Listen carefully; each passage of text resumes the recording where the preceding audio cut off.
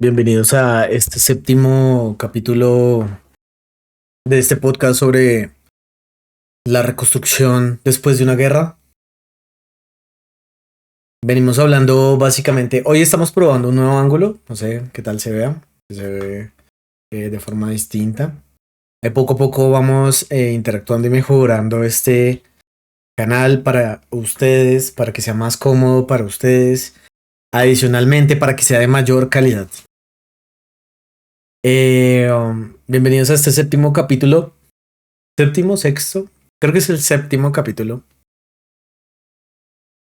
Donde hemos hecho un recorrido completo, analizando e interpretando varias guerras y por qué han surgido las guerras. Y como siempre hacemos en todos los capítulos, empezamos con una actualización de la situación geopolítica global. Pero como este capítulo es especial, porque en este capítulo vamos a tocar temas actuales, entonces no lo vamos a hacer. Empezando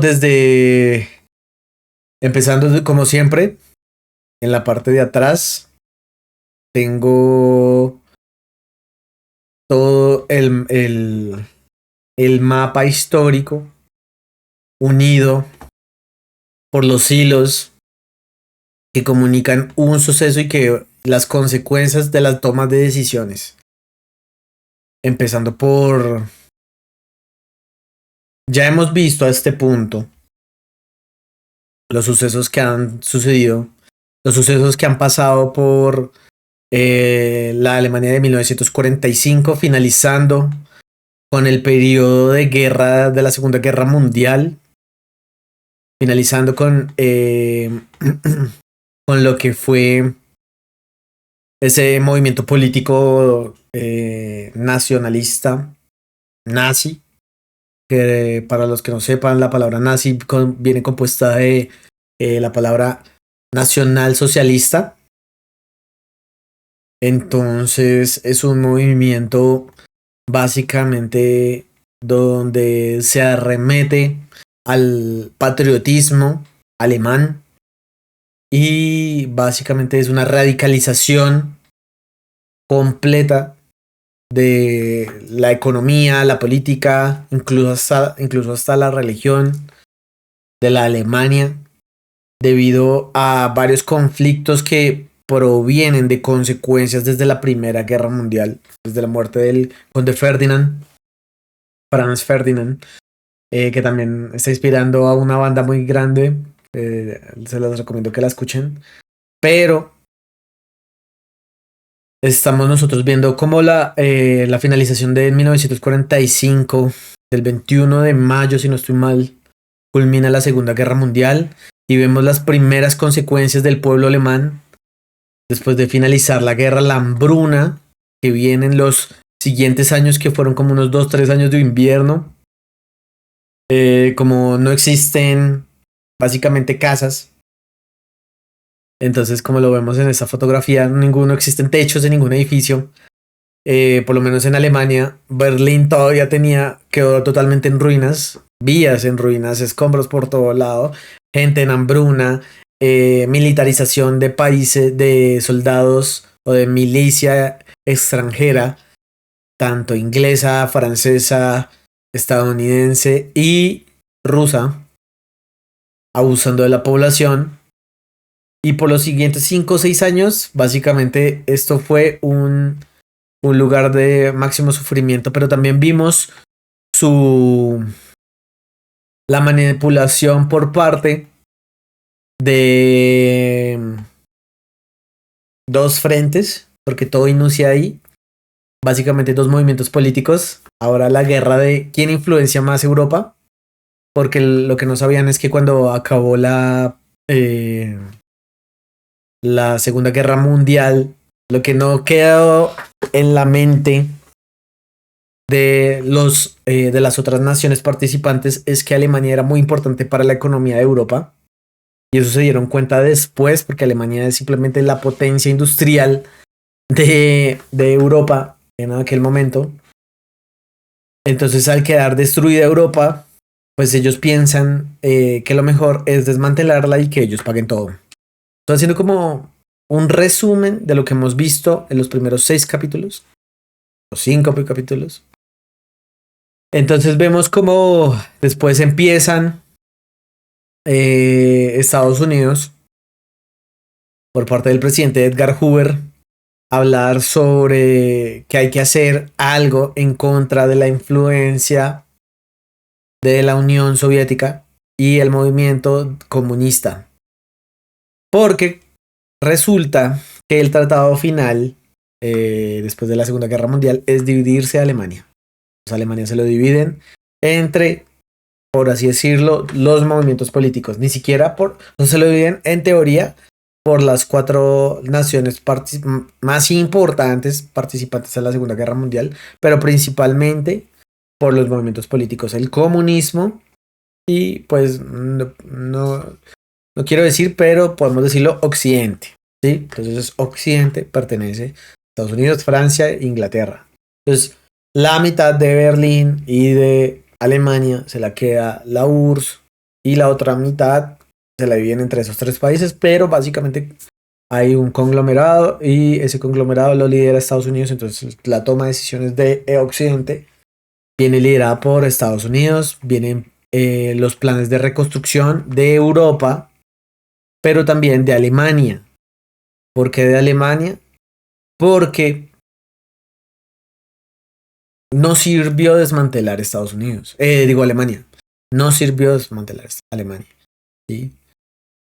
Como necesitábamos Alemania que volviera a reconstruirse, pero adicionalmente amarrarlo con una soga al cuello, Estados Unidos decidió invertir, creo que para la época eran como 500 mil millones de dólares. Eso hoy en día no es nada. Y tampoco en esa época porque eso solo correspondía al 2,3% del Producto Interno Bruto de, de Alemania antes de entrar a la Segunda Guerra Mundial. Pero bueno, ellos lo hicieron una campaña, empezaron la campaña y empezaron a invertir. Eh, entonces básicamente ya cuando hubo el cambio de presidente, el presidente Harry Truman se vio involucrado, hicieron la inversión. Esa inversión es el documento oficial, es el acta, el documento, la primera página del documento oficial. Lo llamaron el Plan Marshall, básicamente porque todo fue patrocinado por un congresista, se llamaba, creo que, por acá está, George Marshall, y empezaron a hacer la inversión en Alemania. Lo que habíamos hablado en ese primer capítulo es que en ese segundo capítulo, porque ya está con el segundo capítulo, es que esta inversión viene amarrada con, obviamente, eh, viene amarrada. Esa es una fotografía del día que hablaron. Ahí está Winston Churchill, está Stalin y está Edgar Hoover. El día que hablaron de la reconstrucción de Europa. Ahí está sonriendo Stalin, pero realmente ese día Stalin estaba muy emputado, estaba muy enojado. Entonces decidieron empezar a hacer la inversión. La inversión venía con unos acuerdos por debajo de mesa donde yo te doy la plata, pero tú la gastas como yo te diga y tú compras lo que yo te diga, ¿sí? Y básicamente es tú me compras a mí. Entonces quiere decir que la plata termina retornando a mí. Pero de todo el plan Marshall, gran parte del dinero se usó, ojo, en la reconstrucción de Inglaterra, en la reconstrucción de Francia, en la reconstrucción de otras poblaciones de Europa, solo como un porcentaje pequeño, no fue tan grande, se fue para Alemania y aquí vemos el mapa de cómo se dividió Berlín. Claramente el lado rojo es el lado rojo. O sea, es el Partido Comunista o la URSS de lo que le pertenecía y el otro partido está dividido en tres y pues corresponde a las otras tres naciones que les había dicho. Aquí tenemos un mapa de cómo se bombardeó Berlín. Básicamente Berlín quedó vuelta miércoles. O sea, fue terrible. Pero bueno, el caso es que la Unión Soviética, por cierto, no se quedó atrás. También hizo lo suyo. Convenció a tres partes, creo que si no estoy mal es Polonia, Lituania, Estonia, bueno, ellos sus partidos, esos países no escandinavos, no, sino eslávicos, y no sé si Finlandia, y los obligó a que no, porque pues se supone que el día que abrieron el tema del plan Marshall, pues se hizo las noticias y se dijo, no, todos los países están bienvenidos, y entonces hasta Rusia está bienvenida. Y pues obviamente Stalin les hizo así y les dijo, no, vayan, cómanse un cerro de tres, de la que ya saben. Y ustedes tampoco. Entonces, aunque esos países estaban interesados en participar en el plan Marshall, realmente no, Rusia no los permitió. La Rusia es la novia tóxica, básicamente, en esa época. Bueno, entonces, ¿qué hizo Rusia? Rusia invirtió también en esos países, sobre todo en Alemania, y en Alemania la mitad de Berlín quedó construida o sea, dijeron que no iban a invertir un montón de dinero, sí construyeron edificios, pero lo que mayor hicieron fue construir monumentos soviéticos. ¿Para qué? Para hacer desfiles y marchas y además para que se quede en la memoria de los alemanes, de quién es su verdadero papi. Esto fue una herida muy grande porque el abuso de Alemania fue gigantesco. Entonces empezamos la reconstrucción de Alemania, Alemania empezó a reconstruirse, ya estamos hablando de la década de los 50, entonces se construyó una división porque después empezó la guerra de las Coreas. Y en esa guerra de las Coreas, ya saben, la guerra entre Corea del Norte y guerra de Corea del Sur, volvió y se metió a Estados Unidos porque Estados Unidos dijo, oiga, lo que hicimos en Alemania es un excelente plan. Tenemos 30, 40 años de fondos continuos, de dividendos ingresando a nosotros. Y además el control político, económico, de recursos y población, hasta cultural, de una nación completa. Hagámoslo en la guerra de los Coreas. Y ese es el negocio que empezó en los años 40 gracias a Estados Unidos. Entonces en el 51 se metió en las guerras de los Coreas. Adivinen de dónde sacaron los fondos del plan Marshall. También sacaron fondos para construir bases en Corea. Entonces pues creo, o sea, la ayuda no fue tanta, pero sí recibieron 30, 40 años de regalías, ¿no? Viviendo de rentas. Literal.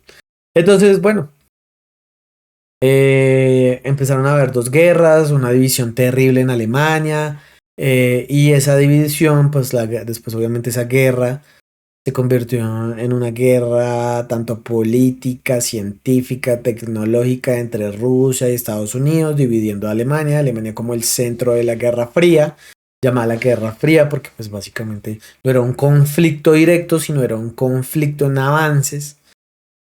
Entonces, pero sí hubo una división, entonces se puso un peaje y un muro que dividía toda Alemania. Entonces aquí se ve, esto es una fotografía del muro. Aquí se ve, obviamente, la parte esa es la puerta de Brandeburgo. Aquí se ve el lado ruso, soviético, y aquí se ve el lado estadounidense. Estos son los peajes, aquí se ve que se dice checkpoint o punto de resguardo, por así decirlo, aliado, porque es el bando aliado. Y vemos Estados Unidos, Estados Unidos, Inglaterra y Francia. Y aquí hay un letrero avisando, usted está dejando el líder del sector, usted está dejando el sector americano. ¿Qué pasó? ¿Cómo se desarrolló básicamente? Bueno, se desarrolló de la siguiente forma. Alemania la tuvo muy difícil para la reconstrucción porque estaba haciendo por los siguientes 30, 40 años, o sea, 50, 60, 70, 80, hasta los 90, se vio controlada por agentes externos o naciones externas, tanto en cómo consumían sus recursos, de dónde los conseguían, pero el caso es muy interesante porque básicamente el lado occidental de comercio libre, ¿sí? Hizo algo muy interesante, generó un fondo con el dinero, con el poco dinero que le prestaron, le devolvieron de Estados Unidos en los años 50, consiguieron un fondo y empezaron a conseguir inversores, tanto internos como externos, para construir empresas, para hacer comercio, y les empezó a prestar dinero.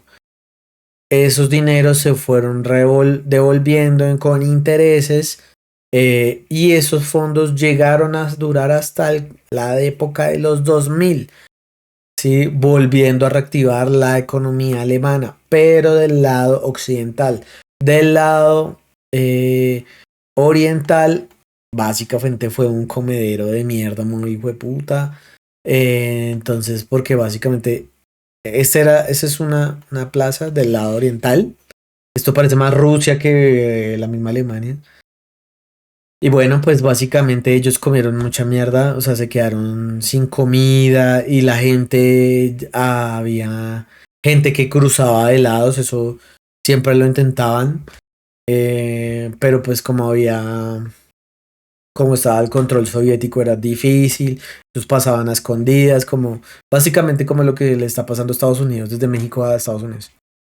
La gente se va para Estados Unidos, este es el presidente Ronald Reagan, en la época del 87, visitando una de sus colonias, que no quieren admitirlo, pero es una colonia, básicamente. Pero pues, y aquí se ven fotografías de el antes y el después. Esto es una fotografía, esto es un mural muy importante en Alemania, pero bueno, eso fue básicamente lo que sucedió. Esta fotografía me gusta, esta es la fotografía, este corte lo hice yo. Ese es ¿adivinan quién es este muchacho? Alguien llamado Kennedy. Y eso es la actualidad. ¿Qué pasó? Bueno, pues básicamente hoy en día Alemania se reconstruyó gracias a que ellos tomaron la iniciativa de con lo poco que tenían reinvertirlo y básicamente aguantar, trabajar muy duro y aguantar por décadas. Y aún así, durante todas esas décadas, pues Alemania políticamente fue una ficha en la política, en la geopolítica global. O sea, digamos, por ejemplo, cuando habían la OTAN, las reuniones de la OTAN, las reuniones de la ONU, pues obviamente Alemania era un bando aliado de Rusia, perdón, de Estados Unidos, Inglaterra, Francia, entonces siempre votaba por lo que ellos dijeran. Eso siempre fue así. Y pues también Alemania se vio muy influenciada por la cultura occidental. Y pues ya cuando se rompió, puede decirse que con el muro, el fin de la Guerra Fría y el muro de Berlín, en el 93 creo que fue, por ahí, pues ya como que Alemania se independizó un poco, ¿sí? Pero aún así, Alemania hoy en día es una de las economías más fuertes globales. Creo que está como creo que esto alcanzó a estar como en el tercer puesto. Ya hoy en día debe estar por lo menos dentro de los primeros 10. Pero sí, todo gracias a su propia población muy inteligente, es la verdad. Después pasamos al segundo conflicto más grande de Estados Unidos, que es Vietnam. Entonces, Vietnam parte de colonia francesa. Entonces, Vietnam era una colonia francesa. Francia ya estaba empezando a tener conflictos en Vietnam. Y Francia pues le empezó a decir uy, no voy a mostrar estas fotografías porque son muy fuertes, pero estas son básicamente fotografías de de todo el comienzo. Francia tuvo un conflicto entre los mismos vietnamitas, o sea, la población vietnamita, que básicamente Vietnam es un país agrícola porque tiene muchos recursos y un terreno, una tierra muy fértil. Y entonces, bueno, Francia estaba aprovechó eso por muchos siglos, realmente, porque creo que fueron 200, 300 años, no estoy seguro. Pero pues, como siempre, hubo abusos y desusos y pues Vietnam se le mamó y tuvieron un conflicto bélico donde en el año 54 los franceses fueron derrotados. Berracos los vietnamitas, duros, duros de moler. Pero lo interesante de eso es que Francia le dijo, hey, Estados Unidos, necesito ayuda, por favor. Estados Unidos, necesito ayuda. Y pues Estados Unidos dijo, claro que sí, ¿estás teniendo problemas? Sí, de comunismo. Ah, de comunismo. No, pues entonces déjame llevarte libertad. Creo que necesitas un poco de libertad. Y este es el señor Kennedy hablando con Robert McNamara, secretario de Defensa, diciendo, tenemos que hacer algo. Este comunismo no se puede contagiar porque pues hay una teoría política, se llama la teoría del dominó, que habla por que dice la creó Edgar Hoover, el de la Segunda Guerra Mundial, yeah, que dice por cada país que se convierte en comunista, los países o sea, alrededor o otro país se ven influenciados, ¿sí? Y esto pues es una teoría muy paranoica porque quiere decir que entonces no existiría la soberanía, o sea que sus propios no estoy apoyando el comunismo, pero estoy sí dando un punto crítico, ¿sí?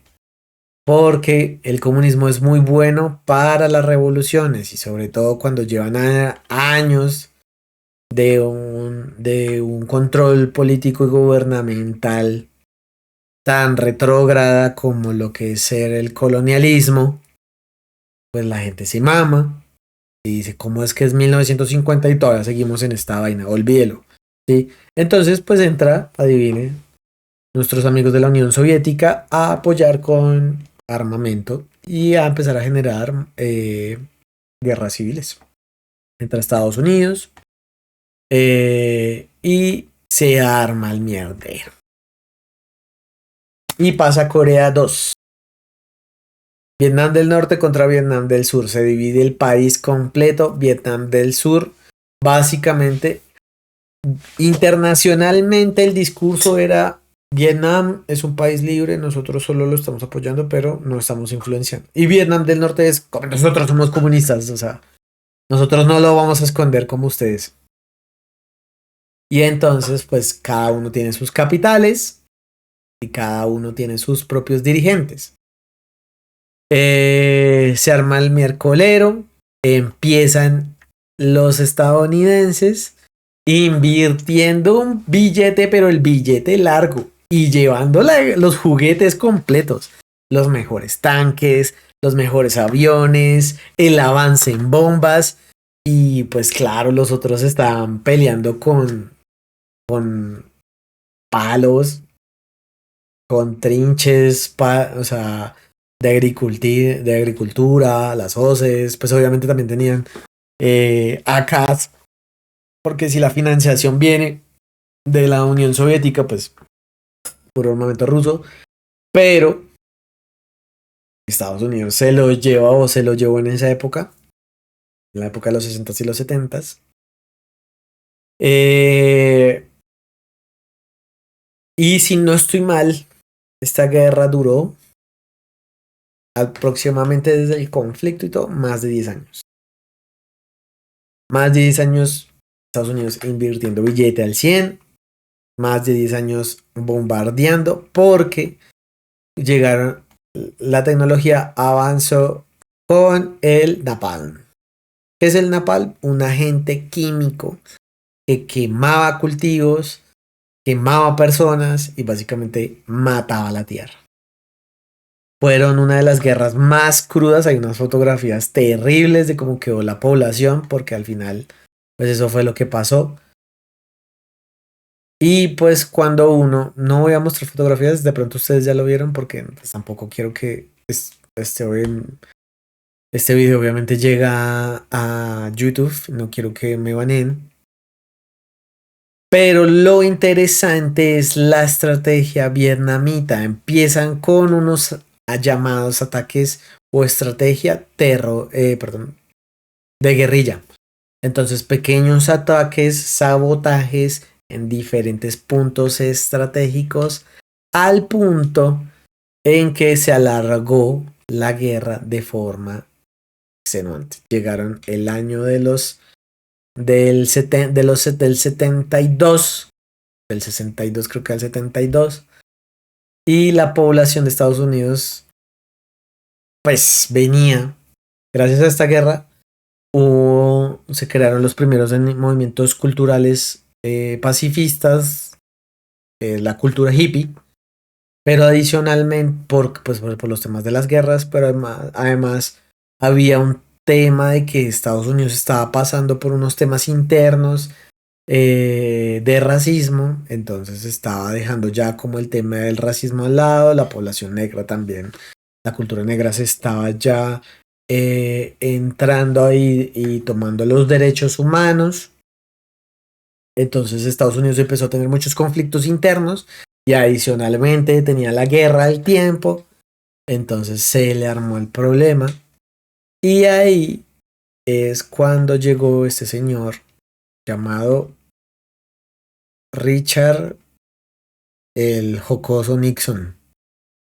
Entonces él dijo, fue elegido porque él venía con promesas muy buenas de cambiar el país, de incluso salirse de la guerra, y él fue el que básicamente retiró toda la inversión en Vietnam. Ojo, ojo, ojo lo que pasa, ojo lo que pasa, ¿sí?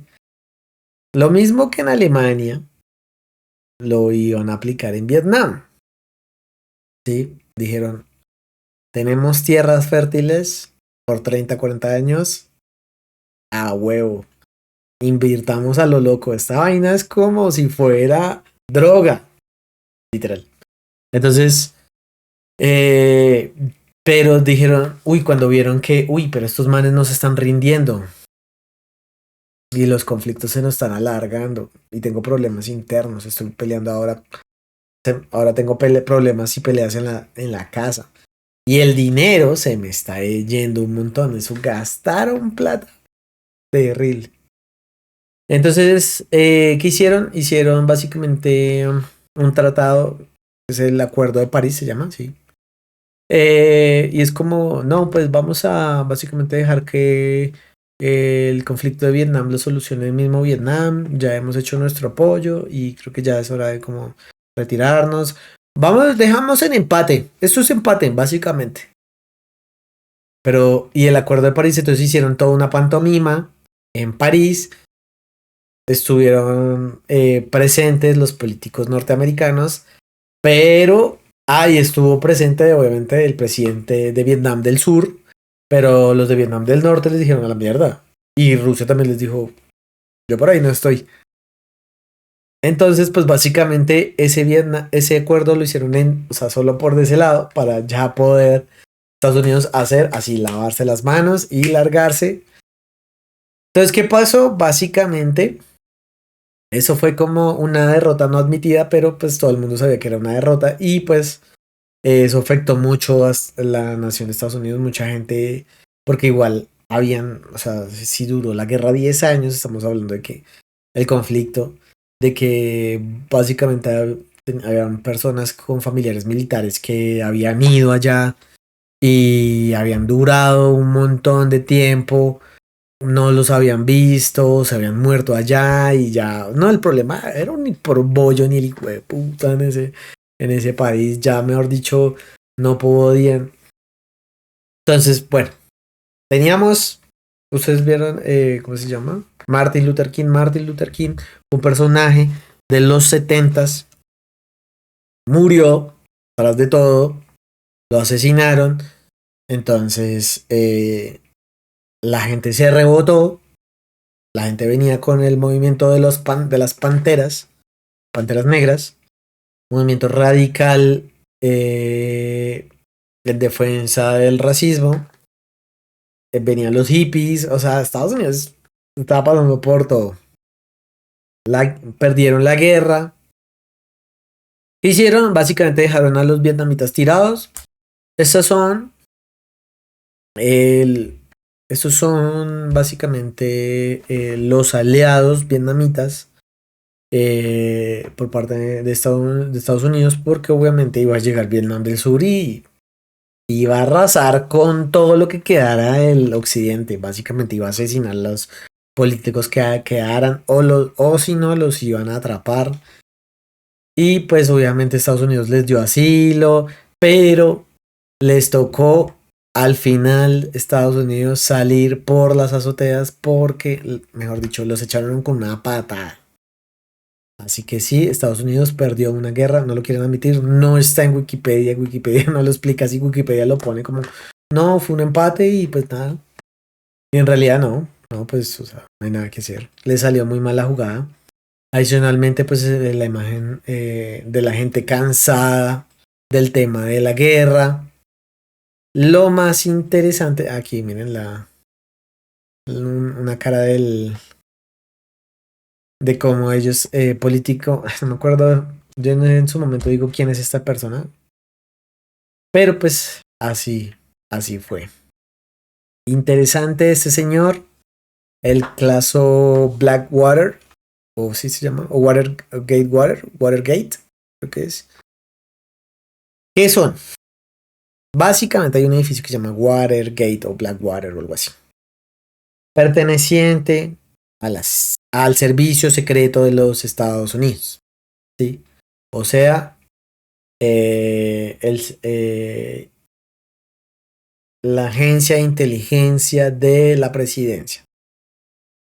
Se filtraron unos documentos donde llegaron a manos de la prensa, donde habían pruebas de que el señor Richard Nixon estaba chantajeando, estaba espiando, estaba cohibiendo, obligando, bueno, hasta yo creo que asesinando partidarios del político contrario, o sea, de la oposición, en el mismo Estados Unidos. ¿Sí? O sea, el último caso fiasco de esa época. Esa época Estados Unidos la pasó terrible, porque por confiados y por abusivos. ¿Y cómo fue la reconstrucción de Vietnam? Pues Vietnam, ¿qué hizo? Vietnam se quedó sola. Vietnam se quedó sola porque obviamente el apoyo de la Unión Soviética fue al principio para iniciar la guerra, pero pues ya después la Unión Soviética estaba peor en economía. O sea, la Unión Soviética no daba más. Y para saber sobre qué pasó con la Unión Soviética, en paralelo a todo lo que les estoy contando, vean el capítulo. Hay una historiadora llamada Diana Uribe, tiene un especial sobre Rusia. Véanlo. Empieza desde la antigüedad hasta la modernidad, hasta Putin. Y cuando va más o menos por el lado de Stalin, les habla de que el comunismo estaba vuelto mierda. La gente aguanta hambre, bueno. Y aún así, o sea, Rusia se atrevía a meterse en conflictos internacionales. O sea, ni teniendo con qué. El caso es que, ¿qué pasó? Vietnam se quedó sola, entonces Vietnam hizo varias reformas, tanto agrarias, prometió un montón de cosas, y al final se dieron cuenta que, uy, no somos tan buenos para las matemáticas como así. Dijeron, venga, si yo tengo 3 pesos y la comida me vale 5, ¿qué hago? Pues dijo, no, pues me compro 3 pesos y como 3 pesos. Y pues sí, señores, por casi, ¿qué les digo? 20, 30 años, mucha gente murió. Aguantaron y murieron de hambre. Lo primero que hicieron fue coger a los políticos todavía partidarios de Estados Unidos, de Vietnam del Sur. Los atraparon, hicieron campos de concentración de reeducación supuestamente y los metieron allá. Y allá murió gente. O sea, no los torturaban, supuestamente. Los ponían a hacer trabajos forzados. Pero esa vaina duró como 20 años. Esa familia, esa gente no volvió a ver a sus familias. Nada que ver. Por ejemplo, si me cogían a mí, chao mi familia, mi esposa, mis hijos. Nada. Hicieron una reforma agraria donde prometieron un montón de comida y realmente no les alcanzaba.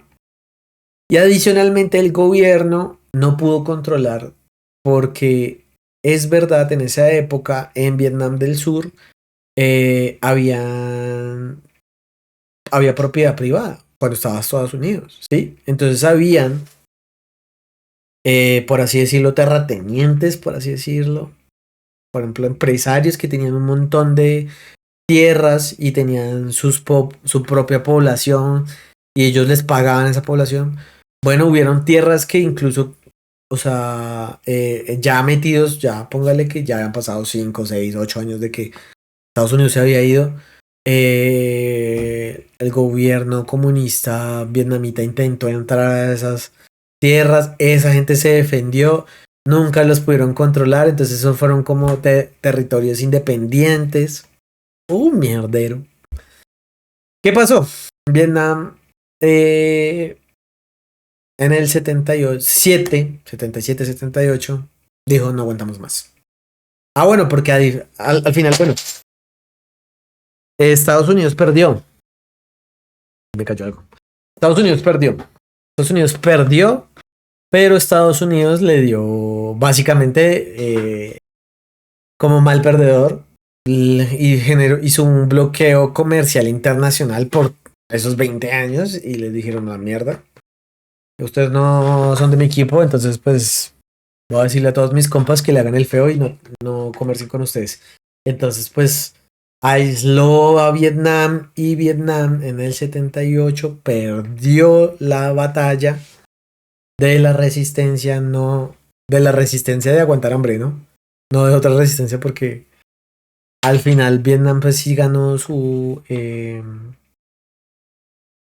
digamos que su batalla ideológica, porque pues Vietnam aceptó comerciar de forma internacional, apoyando obviamente el tema y ingresó. El primer acto que hizo Vietnam Internacional fue entrar a la ONU, o sea, lo aceptó Europa como un país más participante y ya empezó a hacer alianzas internacionales y bueno, ya ahí empezó a comerciar de nuevo y hoy en día Vietnam es una de las potencias de mano de obra más grandes, o sea, básicamente la ropa fue ahí, Nike, aquí podemos ver fábricas, industria agrícola todavía, los granos, el arroz, todo eso sale de allá, ¿sí?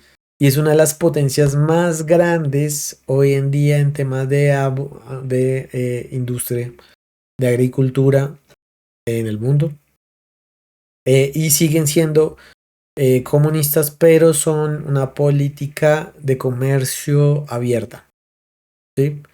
Obviamente hay censura en los medios, pero pues uno puede viajar hoy en día a Vietnam, conocer lo que es Vietnam, pero pues sí, es la única forma en la que se abrieron y pues eso fue gracias a que los mismos vietnamitas básicamente tomaron su decisión porque los vietnamitas pues estaban cansados del control, puede decirse, del imperio francés, por así decirlo. O sea, básicamente esto fue una revolución francesa, una revolución a Francia, o no sé, una independencia. Tuvieron como dos independencias. Fue como con Francia primero y después con Estados Unidos. Pero pues fueron ellos mismos los que tomaron la decisión, lograron lo que quisieron, pagaron las consecuencias, porque la guerra tiene consecuencias para todos los lados. Esto es lo único que nos muestra lo que aprendemos del conflicto de Vietnam es que eh, todos los bandos sufren, todos los bandos pasan, ¿sí? Todos los o sea, un, la guerra sí es una inversión a futuro.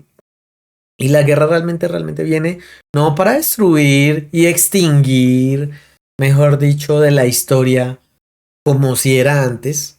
Antes me refiero como en el Imperio Romano, una vaina así. Que era coger un territorio y arrasar con la población y arrasar con la historia y venir y yo traigo mi propia gente y acá. O cojo sus mujeres y sus hijos y ahora son míos. ¿Sí? Y los crió a mi forma. No, la guerra ahora es para venir y tomar el control de tu población y el control político, económico. Pero pues hay consecuencias, y hay consecuencias como esta. No le salió bien el juego a Estados Unidos. Eh, Generaron un descontrol y un descontento interno grandísimo. Eso quiere decir que Estados Unidos aquí tuvo que aprender a la mala. Y Vietnam también. Y todos aprendimos a que sí, ya sabemos las razones, pero también entendemos que hay unas consecuencias. Esto es muy importante para entender la forma en la que ellos interactúan hoy en día, porque hoy o sea, ellos aprendieron, Estados Unidos aprendió mucho de este conflicto, aprendieron tanto que en la siguiente forma que lo hicieron mejor y afinaron el sistema, la fórmula de continuar interviniendo internacionalmente, porque Estados Unidos siempre lo va a hacer. Y esto es parte fundamental de la subsistencia de ellos. Por la deuda tan grande que hay en Estados Unidos, por la búsqueda de los recursos, por todo. Segundo conflicto, bueno, les muestro fotografías de cómo es Vietnam de hermoso, es muy moderno, nada que envidiarle a los rascacielos de, por ejemplo, Miami o Nueva York. Es una gran ciudad, un gran país, de hecho, un clima delicioso, muchos recursos, muy bueno. Llegamos al tercer caso, que es el último caso, que es el conflicto de Irak, llamada la perfección del saqueo. Y la primera víctima de la guerra es la verdad. La segunda, el presupuesto de reconstrucción. Ahí está el tema. ¿Por qué hablo de eso? Porque vamos a empezar con el primer conflicto internacional, la guerra del Golfo.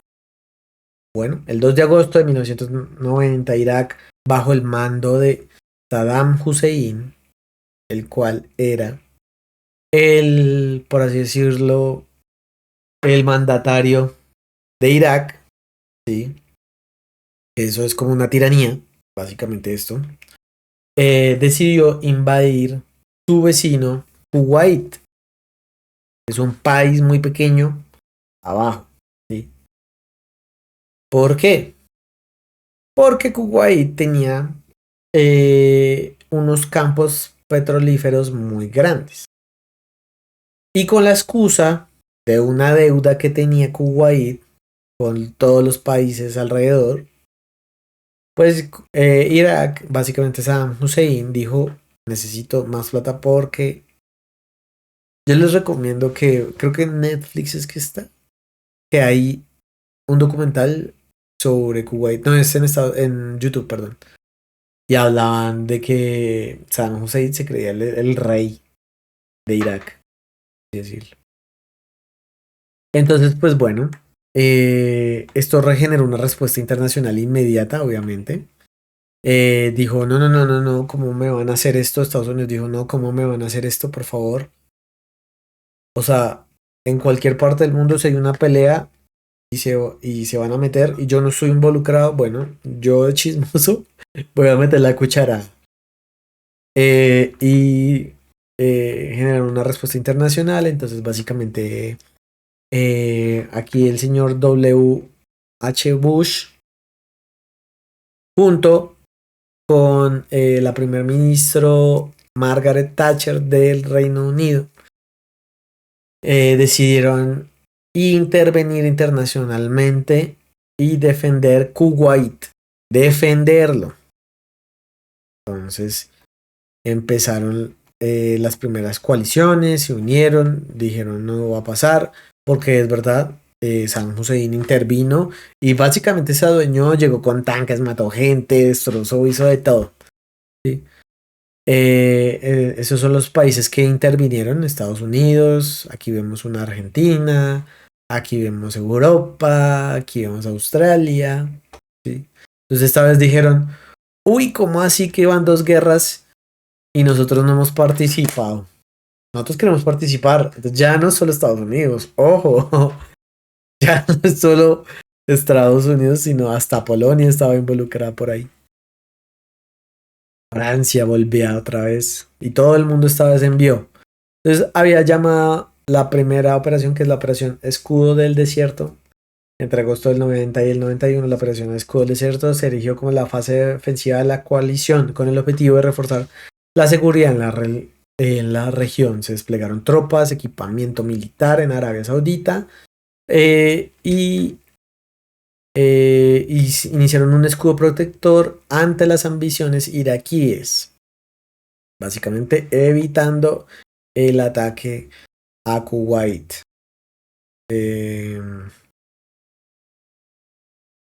Bueno, sí. ¿Qué pasó después? Saddam Hussein empezó a atacar a Estados Unidos. Esta es una base que atacaron en Israel. Empezó a atacar a Israel, sí, porque obviamente al entrar a Estados Unidos, Saddam Hussein vio que no tenía ni los recursos ni la fuerza militar como para detener a Estados Unidos y los aliados, otra vez aliados. Entonces empezó a provocar a otras naciones para que básicamente se iniciara la Tercera Guerra Mundial. Pero pues esta vez Estados Unidos tomó más el control internacional y empezaron a hacer unos asaltos y unos ataques liberando de esta forma a Kuwait. O sea, todo salió bien. Quedó ahí, listo. Le pusieron unas multas, aislaron a Irak, como siempre. Bueno, eso fue como en la época de 91, 92. Operación del Globo, de la Guerra del Globo, muy buena.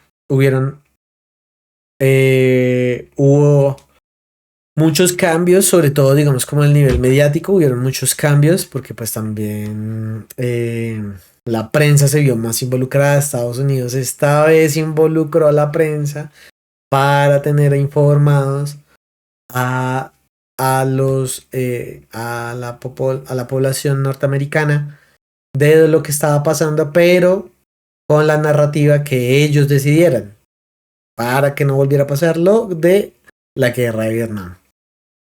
Entonces, la guerra se llamó la guerra de los videojuegos, porque pues como habían camarógrafos y reporteros, entonces pues básicamente parecían juegos de video en esa época de cómo ellos... Creo que aquí tengo un video todavía, vamos a ver si todavía está vigente. Sí. Acá está el video, por ejemplo, miren, este es de la época, un video así súper rápido. Pero bueno, como eso es un resumen básicamente, resumen entre comillas, ¿qué pasó? Sí. Terminó la guerra del Golfo, pero resulta que debido a la guerra del Golfo, bueno, hubieron unas sanciones y tenía que pagarlas Irak y pues les dijeron, pues básicamente usted tiene que entregar sus campos petrolíferos porque usted hizo una injusticia, entonces denos sus propiedades y pues nosotros ahora la vamos a controlar. ¿Sí? Además empezaron ya después, esta vez, lo que fue, ¿cómo se llama este señor? Colin Powell. Colin Powell, que era secretario de defensa, empezó a decir, quieren hacerle un bombardeo a George, un ataque terrorista a George Washington. Entonces, eso lo aprovecharon. Eso lo llevó en el Congreso, ¿sí? Empezó a acusarlos de eso. Y bueno, empezaron a justificarse para volver a atacar, esta vez a Irak directamente. Pero lo más grave fue que denunciarles, no, ellos tienen bombas, hasta tienen armamento nuclear. Y empezaron a meter más sal sobre la herida y para que el Congreso decir, uy, no, entonces quiere decir que aquí la seguridad global está en riesgo. Vamos a tener que otra vez. Y entonces, pero esta vez la ONU, la gran parte de países que participaron en la Primera Guerra del Golfo, dijeron, oiga, pero esto no me parece bien, o sea, muestre pruebas. Y le dijeron, pues vamos a buscar las pruebas, entonces voy a tener que entrar para mostrarle las pruebas. Y le dijeron, ustedes no se pueden meter a un país así como así. Y básicamente Estados Unidos se la pasó, no, pero si ya estoy aquí adentro y ya había ingresado con Francia. Y ingresaron, creo que les habían pedido permiso por, eh, por ¿qué era? Por Turquía. Entonces, por ejemplo, ese es el mapa, ¿sí?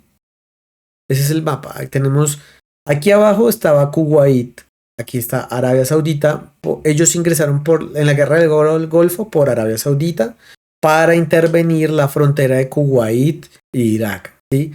En esta vez la invasión a Irak la querían hacer por el norte, por Turquía, y Turquía no les dio permiso. ¿Sí? Entonces, ¿qué pasó? Tocó otra vez por Arabia Saudita, porque Turquía no estaba de acuerdo con él. Creo que en Italia como que tampoco estaba de acuerdo con la invasión. Ellos entraron y sacaron una resolución, porque obviamente les prometieron muchas cosas a los otros países por el apoyo. Esto es un negocio, ¿sí? Y aquí está, señores.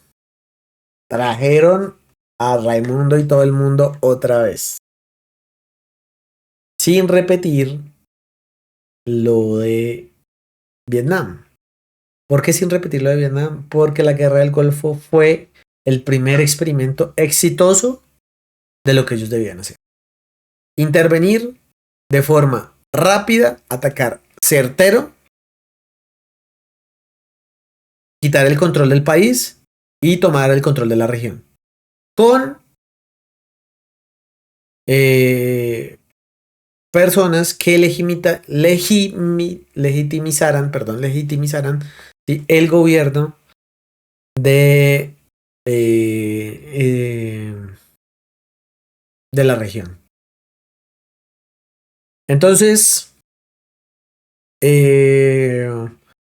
¿por qué con personas de la misma, personas locales, o sea, políticos locales, que legitimizaran básicamente el control? ¿Por qué? Porque la población solo confía en personas que vienen de la misma nación que ellos vienen. Por ejemplo, tenía que ser con iraquíes propios, y pues Estados Unidos entendió eso mucho antes, pero la primera guerra del Golfo pues tomó el control. ¿Ustedes creen que Estados Unidos devolvió Kuwait?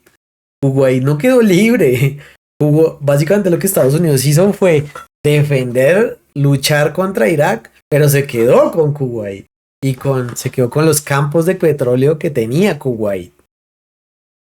O sea, se quedó entre comillas, porque básicamente dicen Kuwait es una nación libre, pero, o sea, siendo controlada por los políticos que ellos digan, y todo, empiezan a extraer el petróleo, entran empresas norteamericanas, o sea, es así.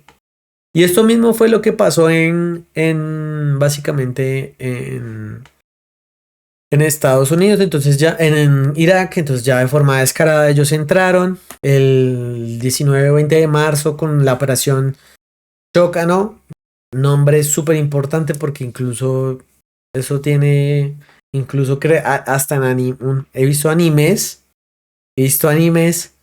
que usan estos mismos nombres de guerras inspirados de la vida real. Básicamente llegaron, atacaron la capital de Irak, que es Bagdad, tomaron el control súper rápido, eso fue básicamente una semana, 2 días, ¿sí? Entraron, invadieron, capturaron a Saddam Hussein y básicamente, o sea, rápido controlaron Irak. Primero que hicieron, control militar. Se quedó Estados Unidos controlando el país. Disolvieron el ejército iraquí. Ojo con esto, porque al disolver el ejército iraquí, quiere decir que cogieron muchos generales y políticos para la cárcel, pero no todos. Y empezaron los problemas. Estados Unidos se quedó, empezó el abuso militar a la población iraquí, empezó el abuso en las cárceles, a meter personas a las cárceles, torturarlos, y esto fue básicamente, o sea, un caso internacional de prensa política, pero se les olvidó que hubo una milicia que ellos disolvieron, que adivinen en quiénes se convirtieron. Sí, señor, se convirtieron en ISIS.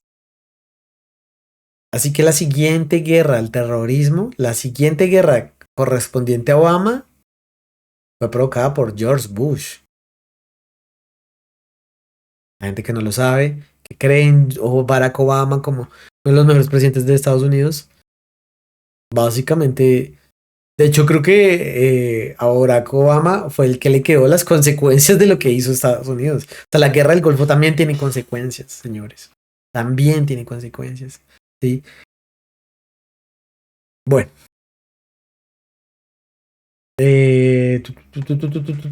Aquí vemos a Barack Obama dando el discurso de que volvieron otra vez los problemas del abuso de Estados Unidos, volvió otra vez como, pues como Estados Unidos dejó su milicia en Irak, entonces llevan como 4, 5, 6 años otra vez allá, personas se estaban quejando de que hace por allá mi familiar, mi hijo, mi primo, mis tíos, los hombres o sí, o incluso mujeres militares que estaban allá y que, o sea, pero ¿por qué todavía están allá gastándose un montón de dinero de los impuestos del país? Porque todo esto lo pagan los impuestos.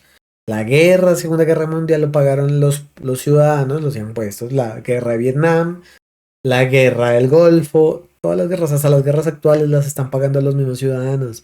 Entonces ya los congresistas se mamaron, unos, la oposición, y digo, pero qué desfalco tan berraco, estamos en temas militares, en problemas internacionales que no son nuestros. Señores, ¿se les olvidó lo que pasó en Vietnam? Entonces llegó Barack Obama diciendo Richard Nixon, estrategia de Richard Nixon. No, vamos a cambiar las cosas, vamos a hacer un gobierno distinto, vamos a devolverles el territorio y vamos a generar una soberanía en los mismos iraquíes. Wink, wink. Entonces, básicamente, bueno, tras todas esas problemáticas internas otras en Estados Unidos, llegó Barack Obama, entró él, ¿sí? Conspiraciones por debajo, todos los presidentes de Estados Unidos, básicamente, eso es eso es un juego que la gente cree que ellos mismos votan, pero eso ya está renegociado. Pero bueno, entró Barack Obama, El Salvador, retiró las fuerzas, dijeron, sí señores, este es el video de cuando Barack Obama da el discurso recién ingresado, van a volver los hijos norteamericanos, los compatriotas norteamericanos en batallas internacionales van a volver a nosotros y van a volver. Entonces pues eso fue un discurso que le dio a la milicia y todo, sí, bueno, ya por fin se acabó. No señores, se quedó el ejército norteamericano, sí se volvió gran parte. Y se gastaron un montón de dinero y mataron también un montón de soldados norteamericanos. Pero esta vez hubieron temas. Y vamos a hacer aparte un proceso de reconstrucción en Irak. ¿Sí? Entonces, eligieron unos mandatarios iraquíes elegidos por Norteamérica, por norteamericanos, ¿sí? Que siguieron haciendo lo que Estados Unidos mandara. Estados Unidos hizo una inversión muy fuerte en Irak, mientras que le sacaban el mismo petróleo a Irak. ¿Sí? Chistoso. Pero para decir, no, nosotros para poder reconstruir Irak necesitamos construir refinerías. No calles, no edificios, refinerías primero. Entonces, ¿a quién vamos a poner? Tarán, tarán, tarán, tarán, tarán. Halliburton. ¿Quién es Halliburton? Halliburton básicamente es es una de las empresas petroleras más grandes de Estados Unidos. Halliburton tiene como 300 empresas subsidiarias, o sea, 300 empresas pertenecientes a ellos o que ellos, que básicamente son Halliburton pero con otro nombre. O sea, es como Star Wars y después viene La Venganza del Jedi y después viene, o sea, todo, ¿sí? El retorno del Jedi, la pasión del Jedi, todo lo que tenga el Jedi, así. Entonces son las miles de versiones de Halliburton. Entonces Halliburton básicamente dijeron, no, vamos a hacer unos contratos muy justos, vamos a hacer unas licitaciones públicas muy justas, pero ya después la prensa, investigando, se dio cuenta que incluso empresarios y empresas norteamericanas se dieron cuenta de que pues los contratos eran directos, básicamente ni siquiera hacían ninguna licitación, se lo tome. Por debajo se lo daban a otra persona y le daban contratos de 8.000 millones, 3.000 millones, 2.000 millones, 16.000 millones. Y adicional, interesante, esto es muy interesante, porque esto sí no es. Dice, durante el periodo de George Bush, durante el 2001 al 2009, determinada por el vicepresidente Dick Cheney, debido a que este pertenecía antes de ser elegido fórmula vicepresidencial a la mesa directiva de Halliburton. O sea que el vicepresidente de George Bush del 2001, de los periodos del 2001 al 2009, correspondía, o sea, su vicepresidente era parte directivo de Halliburton. Raro, ¿no? Y que después los contratos de reconstrucción le pertenecieron a Halliburton. Qué extraño. Pues sí, señor, se dieron cuenta que Halliburton,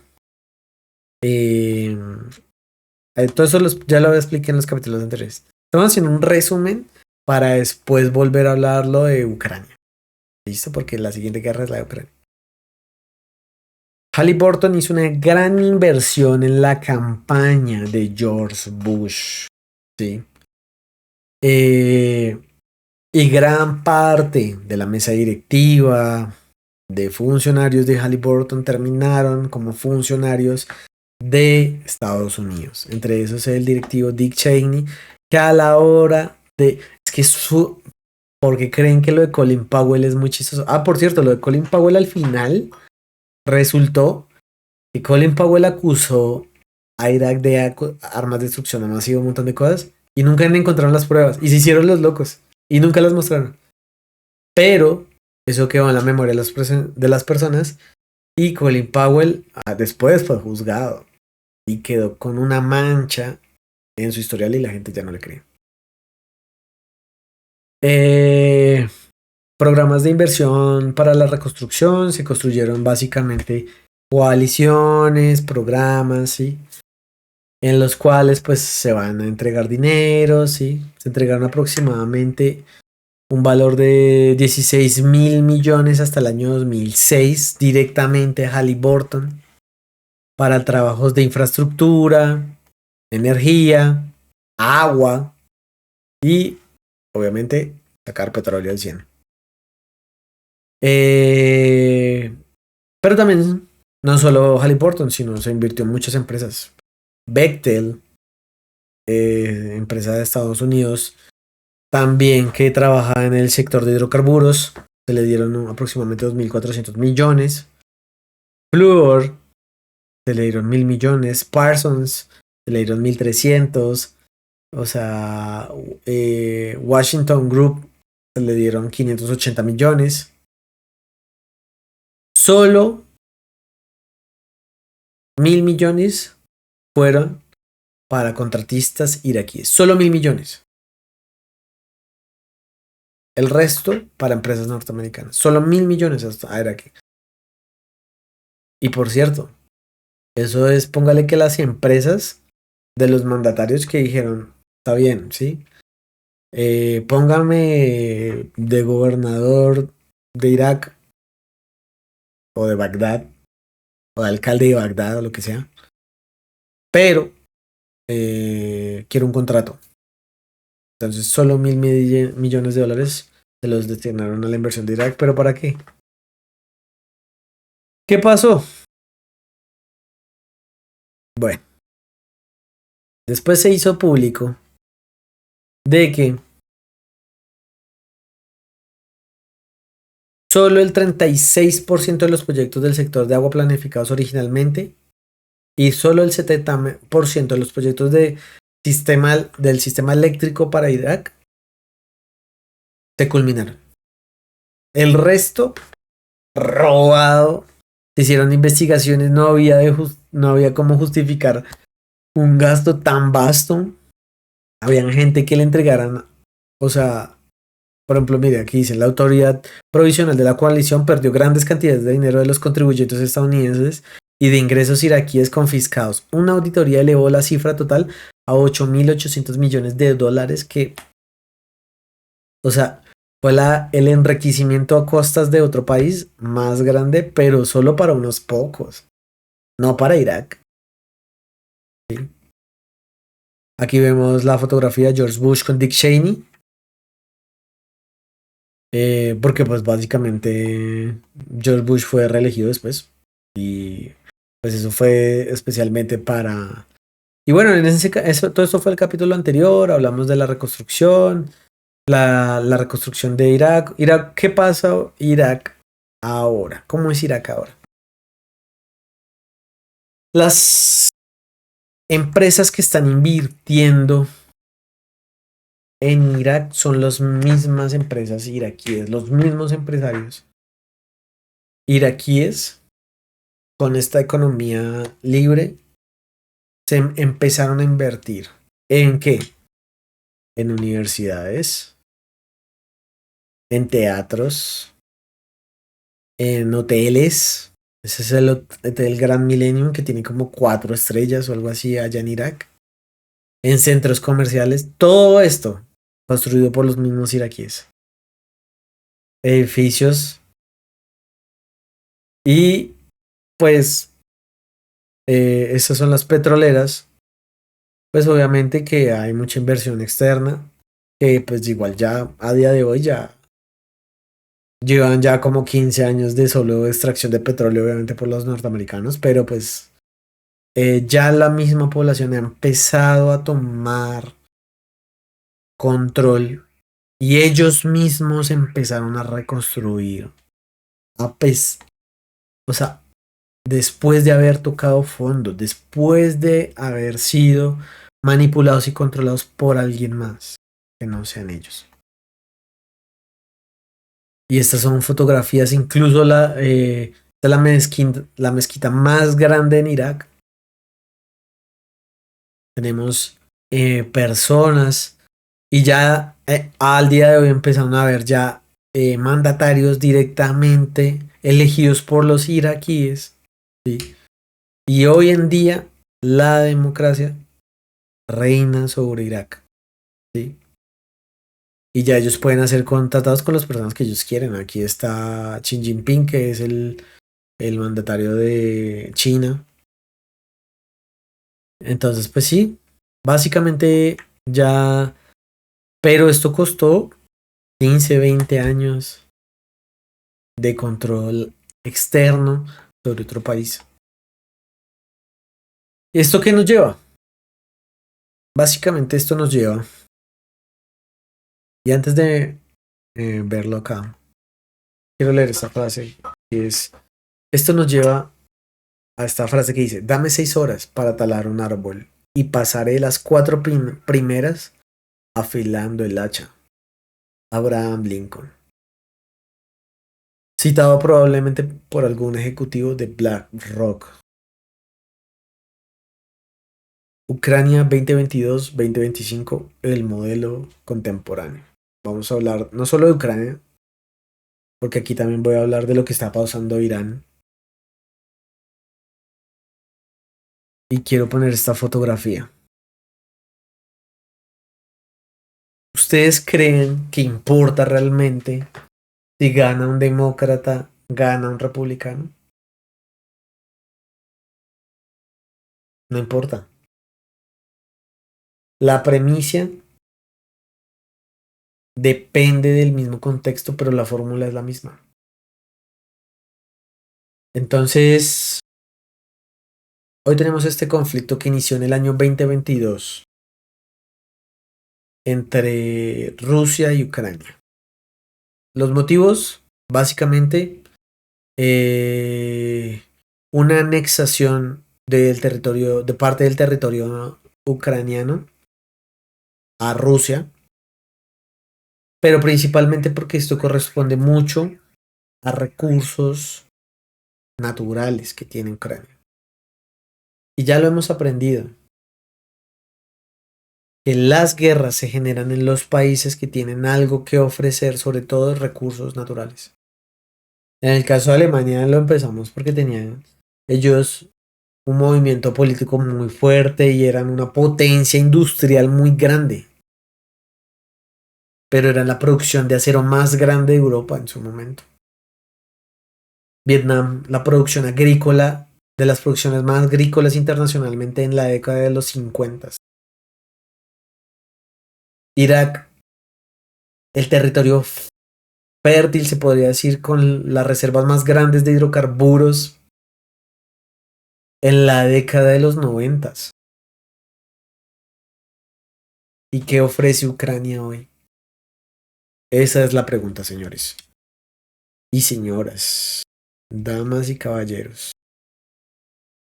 Tenemos todavía una historia que contar, tenemos una historia que aprender, pero como hace rato no subía video, bueno, pues hoy quise hacerles un resumen para el siguiente culminar esta historia y poder concluir para que todos entendamos que el día de hoy, de mañana, inicie una guerra en nuestros países, sea los cual sea.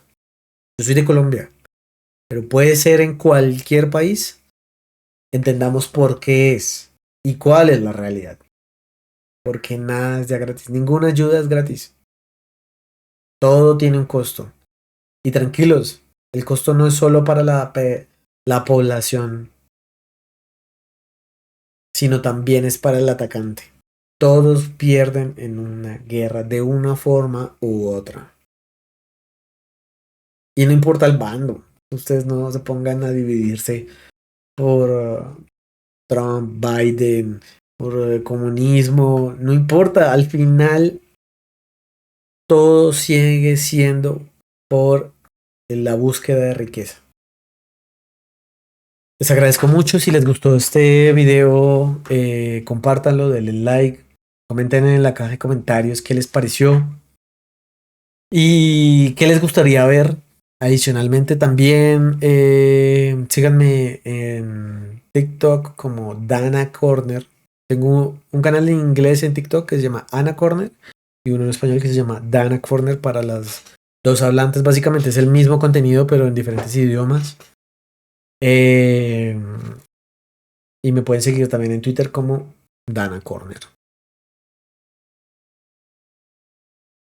Les agradezco.